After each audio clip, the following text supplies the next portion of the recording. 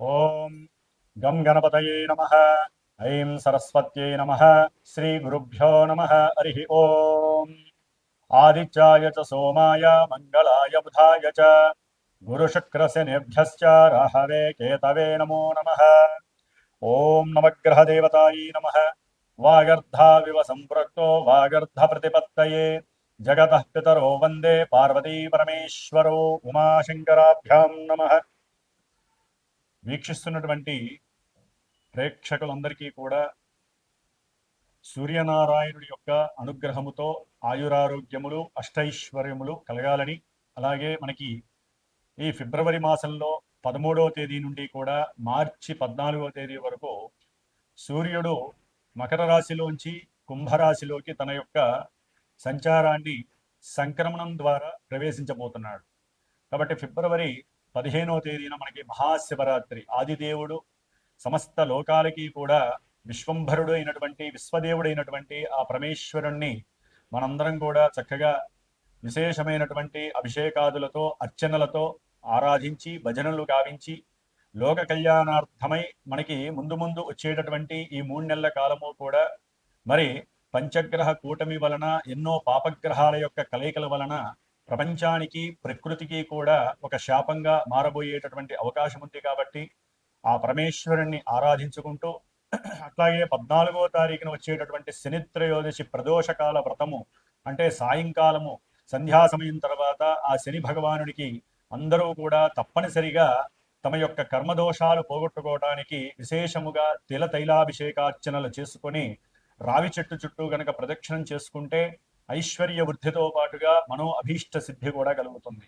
ముఖ్యంగా మనకి ఈ ఫిబ్రవరి మాసంలో సూర్య సంక్రమణంతో పాటుగా ఇప్పటికే రాహువు కుంభరాశిలో తిష్ట వేసుకొని అది శని ఇంట్లో మరి వ్యాపారానికి బుద్ధికి నరాలకి తెలివితేటలకి మనం మాట్లాడే ప్రతి మాటకి సంభాషణలకి కూడా బంధుమిత్రాదులతో కలయికతో పాటుగా అన్ని రకాలైనటువంటి యాక్టివిటీస్కి శరీరం అసలు చేతనత్వంగా ఉండాలంటే బుధగ్రహము మరి విశేషమైనటువంటి ఫలిత రూపకంగా మనకు ఉండాలి. మరి ఆయన ఆల్రెడీ ఫిబ్రవరి 3వ తేదీన రాహుతో కలిసి కుంభరాశిలో ప్రవేశం జరిగింది. ఫిబ్రవరి 6వ తేదీన మరి అష్టైశ్వర్యాలకి ఎంతోమంది వ్యాపారస్తులు, ముఖ్యంగా జ్యువెలరీ వ్యాపారం చేసేవాళ్ళు, దాని రిలేటెడ్ ఏదైనా సరే, అది గిల్ట్ నగలు కావచ్చు, వస్త్రాలకి సంబంధించినటువంటి పెద్ద పెద్ద బిజినెస్లు, చిన్న చిన్న వాళ్ళు కావచ్చు, అట్లాగే సుగంధ ద్రవ్యాలని అమ్మేటటువంటి వాళ్ళు, వ్యాపారస్తులు, ముఖ్యంగా ఫైనాన్స్ బిజినెస్ చేసేటటువంటి వాళ్ళు, మ్యారేజ్ బ్రోకరిజం చేసేటటువంటి వాళ్ళు, అంటే మధ్యవర్తిత్వం చేస్తూ ఉంటారు, అలాంటి మ్యారేజ్ సంబంధించినటువంటి వ్యాపారస్తులు కానివ్వండి, అట్లాగే భార్యాభర్తలకి సంబంధించినటువంటి సత్సంతాన యోగానికి కారకుడైనటువంటి వీర్యకారకుడైనటువంటి శుక్ర భగవానుడు కూడా మరి రాహుతో కలిసి 6వ తారీఖు నుంచి కూడా ఈ నెలాఖరంతా అక్కడే ఉంటాడు. అట్లాగే ఇప్పుడు అసలైనటువంటి గ్రహము కుజగ్రహము. ఇది ఫిబ్రవరి 23వ తేదీ నుండి కూడా దాదాపుగా ఏప్రిల్ 2వ తేదీ వరకు కూడా కుంభరాశిలోనే ఈ గ్రహాలన్నిటితో సంచారం చేస్తూ కుజుడు రాహువు కలవటం ఒక రకంగా కూడా మంగళయోగం అయినప్పటికీ కూడా, కుజరాహుల యోగం అయినప్పటికీ కూడా, సింహంలో ఉన్నటువంటి కేతువు, ఈ యొక్క కుజరాహు కేతువుల యొక్క సంయోగము శని ఇంట్లో జరగడం ద్వారా ఎన్నో బీభత్సకరమైనటువంటి సమస్యలు అనుభవించేటటువంటి పరిస్థితులు మనకు కలగచ్చు అని శాస్త్రం తెలియజేస్తోంది. కాబట్టి కుజరాహువుల యొక్క సంబంధం, కుజరాహు కేతువుల యొక్క సంబంధం అటు వ్యాపారస్తులకి, శుక్రగ్రహానికి సంబంధించిన వ్యాపారస్తులకు కానివ్వండి, అనేక భావాల కారకత్వాలకి, ముఖ్యంగా సూర్య భగవానుడు కూడా మరి ఫిబ్రవరి 13వ తేదీ నుండి మార్చి 14వ తేదీ వరకు కూడా కుంభరాశిలో ఉంటాడు. ఈ 5 గ్రహాల యొక్క సమ్మేళనము విశేషమైనటువంటి శుభ ఫలితాలతో పాటుగా కొన్ని రాశుల వారికి ప్రపంచానికి కాస్త ఈ యొక్క కారకత్వాలు అనేవి కొంత ఫ్లక్చువేషన్స్ ని, అట్లాగే ప్రకృతిలో ఎన్నో బీభత్సాలని కలిగజేసే అవకాశాలు ఉండవచ్చు. అది యుద్ధపరంగా, ఎందుకంటే కుజుడు అనేవాడు యుద్ధకారకుడు, అట్లాగే భూకంపాలకి సంబంధించిన వారు, అది వాయుతత్వ రాశిలో ఉన్నటువంటి గ్రహాలన్నీ కూడా ముఖ్యంగా రాజకీయ నాయకుల యొక్క పదవి గండాలు కావచ్చు, రాజకీయ నాయకుల యొక్క పెద్ద పెద్ద వాళ్ళు ఎవరైనా కావచ్చు, వారి యొక్క ఆరోగ్యం సరిగ్గా లేకపోవటము, అనారోగ్యపరంగా ఇబ్బందులు, ఏదైనా ఎలక్షన్స్ కనుక జరిగినట్లయితే ఆ ఎలక్షన్స్ కి సంబంధించినటువంటి ఎన్నో ఇబ్బందులు, అంటే అక్కడ ఒక రకంగా చెప్పాలంటే యుద్ధ వాతావరణం నెలకొల్పేటటువంటి పరిస్థితులు ఈ పంచగ్రహ కూటమి తెలియజేస్తోంది.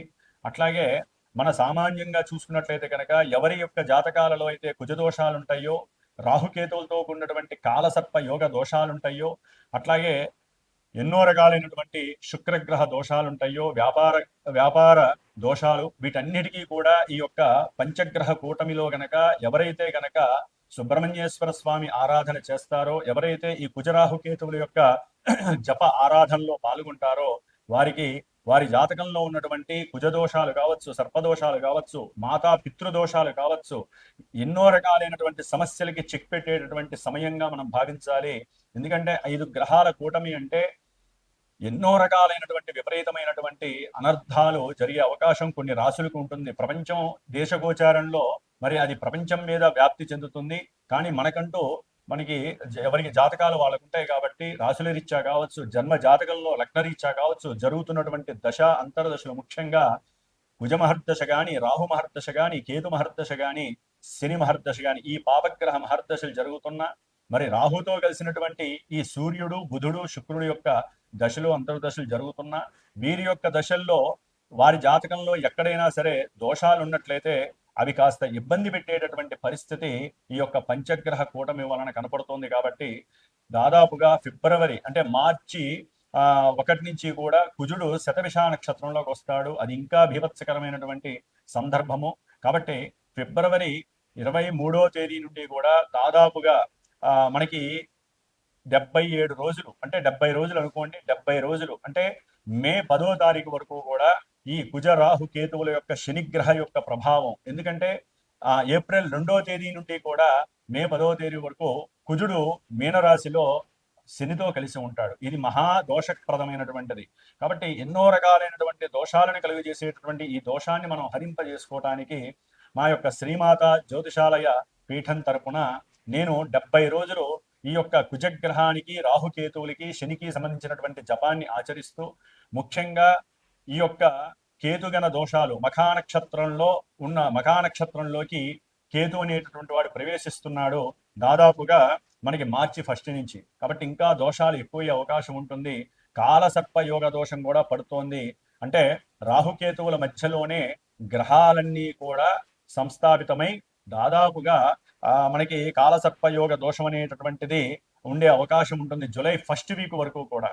కాబట్టి ఈ యొక్క 70 రోజులు కూడా నా యొక్క పీఠంలో, నా యొక్క ఆధ్వర్యంలో, నాచే చేయబడుతూ, ముఖ్యంగా ఈ యొక్క సుబ్రహ్మణ్య ఆరాధన విశేషంగా జరిపి, మధ్యలో మార్చి 1 వీక్ తర్వాత అంటే ఏప్రిల్ సమయంలో నేను అష్టవినాయక దర్శనం, పూణేలో ఉన్నటువంటి అష్టవినాయకుల యొక్క దర్శనము, అట్లాగే సుబ్రహ్మణ్యేశ్వర స్వామికి సంబంధించినటువంటి దైవ తీర్థాలని కూడా సంచరించి, మధ్యలో 1-2 సార్లు సుబ్రహ్మణ్య పాశుపత హోమాలని సంతానం కలక్కపోయినా వారి గురించి కావచ్చు, వివాహం కానిటువంటి వారికి, వివాహమై దాంపత్య అనుకూలత సరిగ్గా లేనటువంటి వారికి, మతిస్థిమితం సరిగ్గా లేనటువంటి వారికి, వ్యాపారంలో నష్టాలు అనుభవిస్తున్నటువంటి వారికి, అట్లాగే ఎవరికైతే జన్మజాతకంలో ఎంత కష్టపడ్డా కూడా 10 రూపాయలు దాచుకోలేని పరిస్థితి, సంపాదించలేని పరిస్థితి ఉన్నటువంటి వారు కావచ్చు, ముఖ్యంగా సంతానహీనత, గర్భవిచ్ఛిన్న దోషాలు కలిగేటటువంటి వాళ్ళు, జన్మజాతకంలో ఉన్నటువంటి కుజరాహు కేతువుల యొక్క దోషాలు ఉన్నటువంటి వాళ్ళు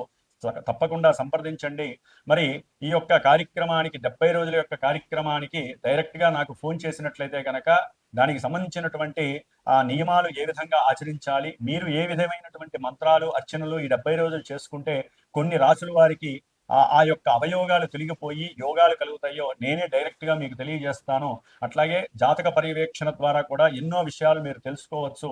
ముఖ్యంగా ద్వాదశ రాశుల్లో మేషాది రాశి నుంచి మీనరాశి పర్యంతం కూడా మనకి ఈ 12 రాశులలో ఈ యొక్క గ్రహస్థితుల యొక్క పంచగ్రహ కూటమి ప్రభావం ఏ విధంగా ఉంటుందో తెలుసుకునేటటువంటి విషయంలోకి వెళుతూ, ఓం తత్పురుషాయ విద్మహే మహాసేనాయ ధీమహి తన్నషణ్ముఖ ప్రచోదయాతు. శ్రీ వల్లీ దేవసేనా సమేత శ్రీ సుబ్రహ్మణ్యేశ్వర అనుగ్రహ సిద్ధిరస్తు.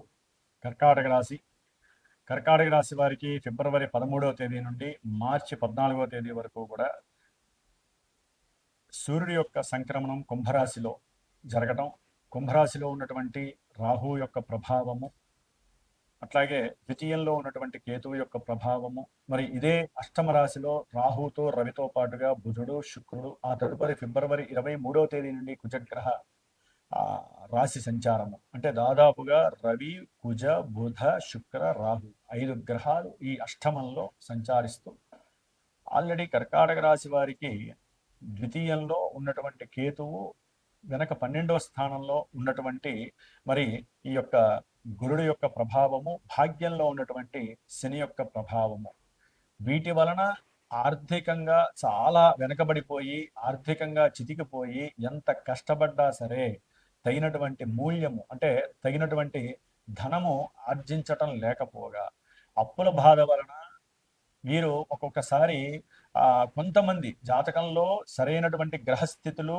గ్రహ దశలు అంతర్దశలు జరక్క ఏ గ్రహమైనా సరే ఈ ఉన్నటువంటి గ్రహాలలో అప్పులకి సంబంధించి కానీ సంతానం లేక ఇబ్బందులు పడుతున్నటువంటి వారికి కానీ భార్యాభర్తల మధ్య ఉన్నటువంటి లైంగిక సమస్యలు కానీ ఇల్లీగల్ కాంటాక్ట్స్ వలన కానీ ఎవరైతే లోపల అంతర్గతంగా క్షోభపడుతూ ఉంటారో, అట్లాగే కోర్టు వ్యవహారాలు పక్క తేలక 25 ఏళ్ళైనా 20 ఏళ్ళైనా వారి యొక్క భూములు కానీ వారి యొక్క సంతానం వీరి దగ్గరికి రాకపోవటం కానీ, అదే ఉద్యోగపరమైనటువంటి విషయాలలో ఓ పట్టాన ఏది కూడా తేలక, అది ఉద్యోగము లేక ఇటు కొత్త ఉద్యోగం వెతుక్కోలేక గవర్నమెంట్ పరంగా ఎన్నో సిఐడి లేకపోతే ఐడి ఆస్తులకు సంబంధించినటువంటి కోర్టు కేసులు ఓ పట్టాను తేలక డబ్బులు పెడుతూనే ఉండి అటు లాయర్ల ద్వారా వీరు ఎన్నో కష్టాలు పడుతూ ఉన్నటువంటి ఆస్తులన్నీ లాయర్లకే పెట్టేసేసి న్యాయస్థానాలకి తిరుగుతూ ఇటు గృహపరమైనటువంటి ఆస్తులపరమైనటువంటి సంతానపరమైనటువంటి అన్ని విషయాలు కూడా వీరికి అష్టమంలో ఇప్పుడు కలుగుతున్నాయి. కాబట్టి ఈ అష్టమ రాశిలో ఉన్నటువంటి పంచగ్రహ కూటమి వీరిని చాలా ఇబ్బందికరమైనటువంటి పరిస్థితులకు గురి చేసే అవకాశం ఉంటుంది.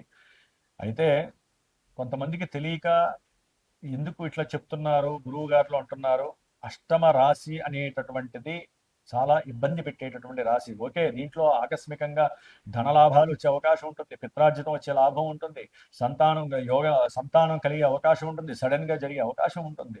అట్లాగే భార్యాభర్తలు విడిపోయిన వాళ్ళు కలిసే అవకాశాలు ఉంటాయి. కోర్టు కేసులన్నీ కూడా వీరికి అనుకూలంగా వచ్చి ఆస్తిపాస్తులు కలిసి వచ్చే అవకాశాలు ఉంటాయి.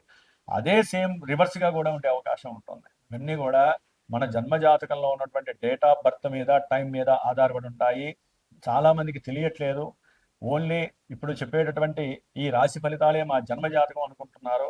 జన్మ జాతకం అనేది మీ యొక్క date of birth time place మీద ఆధారపడి ఉంటుంది తప్ప మేము చెప్పేటటువంటి గ్రహ గోచారం అంటే గోచారంలో గ్రహాలు కాలమానంలో తిరుగుతున్నటువంటి పరిస్థితులను బట్టి అన్నీ ఇలా ఉంటాయని కాదు. అక్కడ అలా తిరుగుతున్నాయి కాబట్టి ఈ రాశి వారికి ఆ యొక్క ఎఫెక్ట్ ఉంటుందని మాత్రమే తెలియజేస్తాను తప్ప ఇవే జరిగిపోతాయని మాత్రము ఎవరు దయచేసి అనుకోవద్దు, అర్థం చేసుకోవద్దు, అపార్థం చేసుకోవద్దు. ఏ గురువు చెప్పినా కూడా వినేవాళ్ళందరూ బాగుండాలని చెప్తారు. గ్రహాలు ఇట్లా తిరుగుతున్నాయి, ఈ రాశులకి ప్రభావం ఉంటుంది అని చెప్తారు. కాబట్టి మనం అన్వయించుకోవడం మానుకోవాలి. ముఖ్యంగా భార్యాభర్తల మధ్య ఈ కర్కాటక రాశి వారిలో ఆ యొక్క అన్వయింపు శక్తి ఎక్కువగా ఉండే అవకాశం ఉంటుంది. ప్రజెంట్ ఏది అవతల వ్యక్తి, అది భర్త తనలో తను మాట్లాడుకున్నా భార్య మాట్లాడుకున్నా నన్నంటున్నావు అనే ఫీలింగ్తో ఇరువురు కొట్టుకోవడం ఎక్కువైపోతుంది. ఆ కోపం ఎట్లా వస్తుందంటే ఈ యొక్క నెలలో విపరీతమైనటువంటి కోపము, మృత్యుదోషాలని కబలించేటటువంటి విషయాల యందు వాళ్ళ యొక్క ఆలోచనలు ప్రేరితమవుతూ ఉంటాయి. ఎందుకంటే కర్కాటక రాశి వారికి బంధుమిత్రుల వలన నరఘోషతో పాటుగా శత్రుత్వకరమైనటువంటి సంభాషణలు జరుగుతాయి. ఆస్తిపాస్తుల యొక్క అమ్మకపు విషయాలలో మధ్యవర్తిత్వంగా ఉన్నటువంటి వారిని కూడా వీరు అనుమానించేటటువంటి పరిస్థితులు కలుగుతాయి. ముఖ్యంగా గవర్నమెంట్ జాబ్స్లో కానీ ఏదైనా వృత్తి ఉద్యోగ వ్యాపారాదుల్లో కానీ వీరికి కొన్ని అవమానాలు కలిగి అవి తట్టుకోలేక కొంతమంది దూరంగా వెళ్ళిపోవచ్చు, కొంతమంది వారికి వారు హుతి చేసుకునే పరిస్థితి కూడా కలుగుతుంది. కొంచెం జాగ్రత్తగా ఉండండి. అట్లాగే ప్రయాణాల యందు కూడా కొంత స్తబ్దతని పాటించండి. అవసరం లేనటువంటి ప్రయాణాలని ఆపేసుకోవడం మంచిది. కర్కాటక రాశి వారు తండ్రి యొక్క ఆరోగ్యం మీద శ్రద్ధ పెట్టండి. వారి యొక్క అనారోగ్యం వలన కూడా మీకు ధనము విపరీతంగా ఖర్చు అయ్యే పరిస్థితి కలుగుతుంది.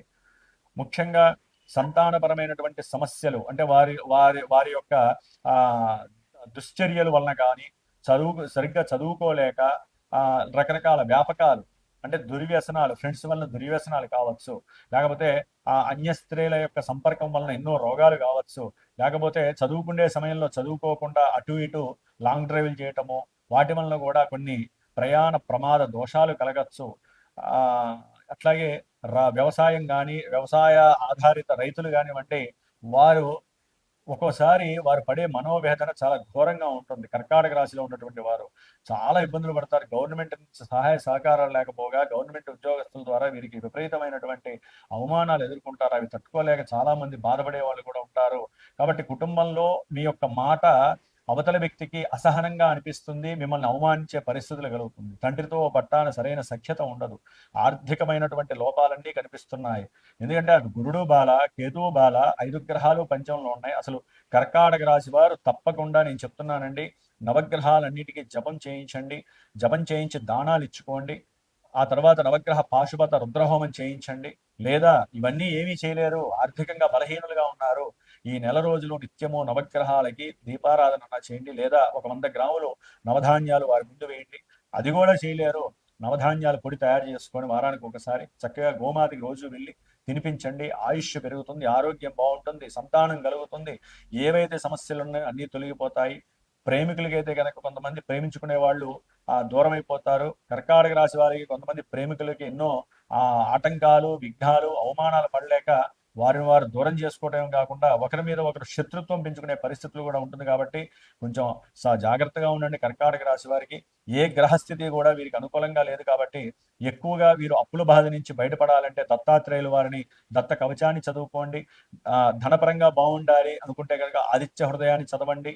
అట్లాగే గణపతిని నిత్యము కూడా ఓం గం గణపతయ అని స్మరించండి. ప్రయాణాలు చేసేటప్పుడు మాత్రం హనుమాన్ చాలీసాని కానీ, ఆపదామపహర్తారం దాతారం సర్వసంపదాం లోకాభిరామం శ్రీరామం భూయో భూయో నమామ్యహం అనేటటువంటి స్తోత్రాన్ని 11 సార్లు చదువుకొని బయటకు వెళ్ళండి. ఏదైనా కర్కాటక రాశి వారు ఈశ్వరానుగ్రహాన్ని ఎక్కువగా పొందడానికి ప్రయత్నం చేయండి. ఈశ్వరాభిషేకం చేయండి. నవగ్రహ స్తోత్ర పారాయణ చేయండి. ఓం శ్రీమాత్రేయ నమః.